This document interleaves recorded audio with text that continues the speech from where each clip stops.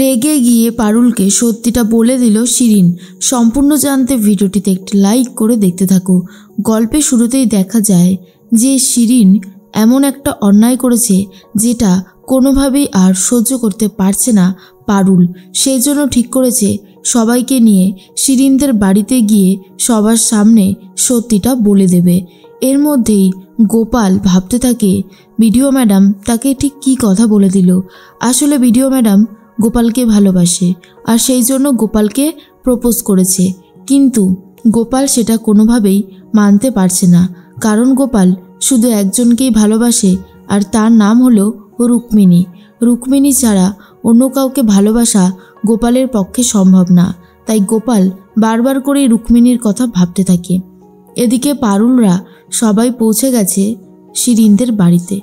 এদিকে শিরিন আর শিরিনের বান্ধবীরা আড্ডা মারতে থাকে। শিরিন বলে যে নেকলেসটা আমি নিয়ে এসেছি রায়নদের দোকান থেকে সেটা পরতে হবে। তখন তার বান্ধবী বলে দে দে আমি পরে আজকে উদ্বোধনটা করি। এর মধ্যেই পারুল বলে কাকু কেমন আছেন? তখনই কাকু বলে হ্যাঁ আমি তো খুব ভালোই আছি। এরপর পারুল বলে শিরিনকে কি ডেকে দেওয়া যাবে? তখন শিরিনের বাবা শিরিনকে ডেকে দেয়। শিরিন তো একটু চমকে যায় পারুলকে দেখে আর বলে কি ব্যাপার তোরা এখানে কি চাই? তখনই শিরিনের বাবা বলে এ কি এইটা আবার কীরকমভাবে তুমি কথা বলছো? এরকমভাবে কি কেউ কথা বলে? ওরা এসেছে তোমার সাথে দেখা করতে আর তুমি এরকমভাবে কথা বলছো? পারুল বলে থাক কাকু, ও কিভাবে কথা বলবে না বলবে সেটা তো আমি খুব ভালো মতনই জানি। এইসব নিয়ে আমরাও তো আর ভাবি না। তবে ওকে একটা কথা বলতে এলাম। হ্যাঁ রে তুই কেন এরকমভাবে অন্যায়গুলো করছিস? তখনই শিরিন বলে অন্যায়? কি অন্যায়? আমি কি অন্যায় করেছি যে তুই এইভাবে আমাকে বলছিস? তখনই পারুল বলে তুই আমাকে সবার সামনে অপদস্থ করার জন্য বৌদিদির নামে এত বড় একটা অপবাদ দিতে পারলি? তুই এই কাজটা কেন করলি? শিরিন বলে আমি কি করেছি আমি তো এটাই বুঝতে পারছি না। এরপর পারুল বলে দেয় যে শিরিন ঠিক কী করেছে, শিরিন কত বড় অন্যায় করেছে।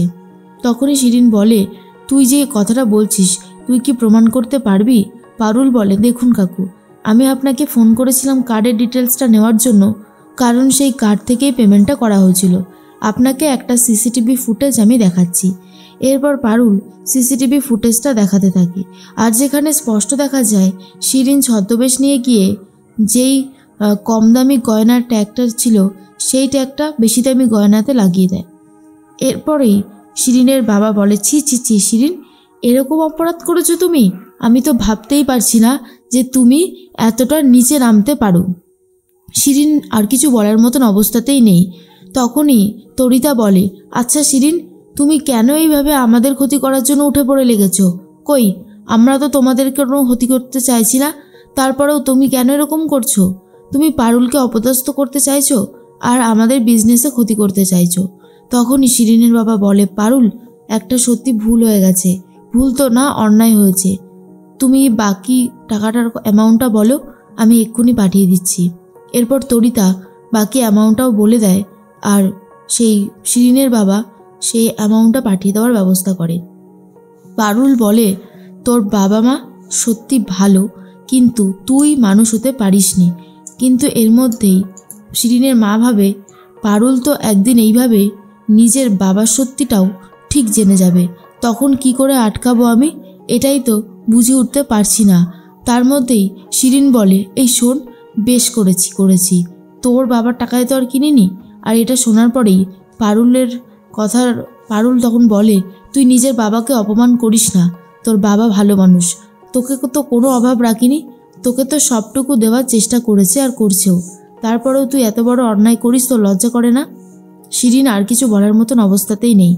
এর মধ্যেই পারুলরা সবাই মিলে চলে যাচ্ছে। যাওয়ার আগে কাকুমণিকে একবার ফোন করে নেয় আর জানতে চায় টাকাটা ঢুকেছে কিনা। কাকুমণি বলে হ্যাঁ, টাকাটা অ্যামাউন্ট যেটা ছিল সেটা অ্যাকাউন্টে ঢুকে গেছে। এরপর পারুল তো বাড়ি চলে যায়। তখনই রায়ানের মা বলে কি ব্যাপার, তুমি আমার দিকে এইভাবে তাকাচ্ছ কেন?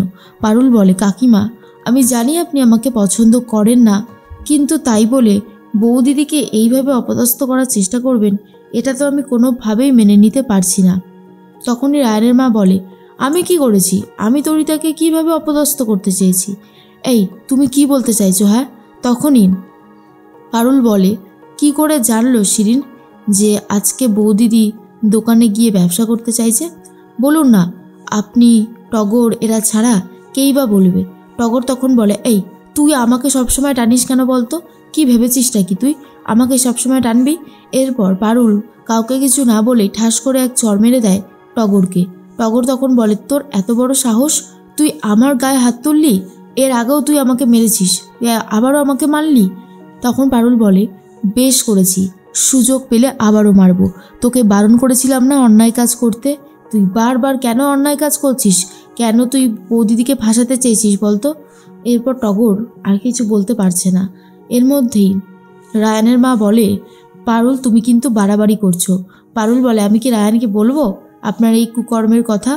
আপনি কি চাইছেন সেটা হলে ভালো হবে, কিন্তু আমি সেটা করব না। আমি তো আর আপনার মতন এতটা ছেলে মানুষ নই যে এই সমস্ত অন্যায় করে বেড়াবো।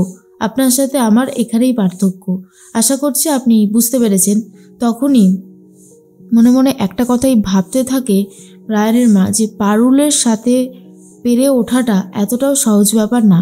পারুল তখন বলে, আমি চাইলে দাদুকেও বলতে পারি, কিন্তু আমি বলবো না। আমি লাস্টবারের মতন ওয়ার্নিং দিচ্ছি। বৌদিদি নিজে থেকে কিছু করতে চাইছে, নিজের পায়ে দাঁড়াতে চাইছে, সেটাতে আপনাদের এত আপত্তি কেন? আপনারা তো আর ওর সাথে যাচ্ছেন না, ও নিজে সব কাজ সেরে তারপরেই যাচ্ছে। তাই বৌদিদিকে সাপোর্ট করতে না পারেন এইভাবে অপদস্থ করবার চেষ্টা করবেন না, তাতে কিন্তু এই পারুলই আপনাদের সামনে এসে দাঁড়াবে। এর মধ্যে শিরিন ভাবে, পারুল এখানেও আমাকে অপদস্থ করে চলে গেল। পারুলের ক্ষমতা দিন দিন বেড়েই চলেছে। যেভাবেই হোক ওকে আটকাতে হবে। এখন যদি ওকে আটকাতে না পারি, তাতে যে কতটা হিতের বিপরীত হতে পারে সেটা আমি খুব ভালো মতন বুঝতে পারছি। এদিকে পারুল সবার সামনে ক্লিয়ার করে দেয় শিরিন অন্যায় করেছে, আর শিরিনের বাবা টাকাটাও দিয়ে দিয়েছে। তাই এখন আর বৌদিদির হিসাব মতন আর কোনো অন্যায় নেই। বৌদিদি কালকে থেকে আবারও বিজনেসে যেতে পারবে, তাই তো? এরপর আর কেউ কিছু বলতে পারে না। টগর ভাবে, এইভাবে আমাকে সবার সামনে আবারও চড় মারলো তো পারুল, এবার আমি আর তোকে ছাড়বো না। দেখ তোকে আমি ঠিক কী করি। কিন্তু পারুল তো জানে টগরের ক্ষমতা ঠিক কতটা। আর এরপর তরিতাকেও বলে দেয়, বৌদিদি আর চিন্তা করবার কোনো কারণ নেই। কালকে থেকে দোকানে গিয়ে ঠান্ডা মাথায় সব কিছু ভালোভাবে সামলে নিলেই হয়ে যাবে। তরিতা বলে, পারুল তুমি ছিলে বলেই এত সহজে সব কিছু ধরা পড়ল, না হলে হয়তো কিছুই সম্ভব হতো না। পারুল তখন বলে, এটুকু তো আমার কর্তব্য, আর আমি তোমাদের জন্য সব সময় আছি, চিন্তা করো না।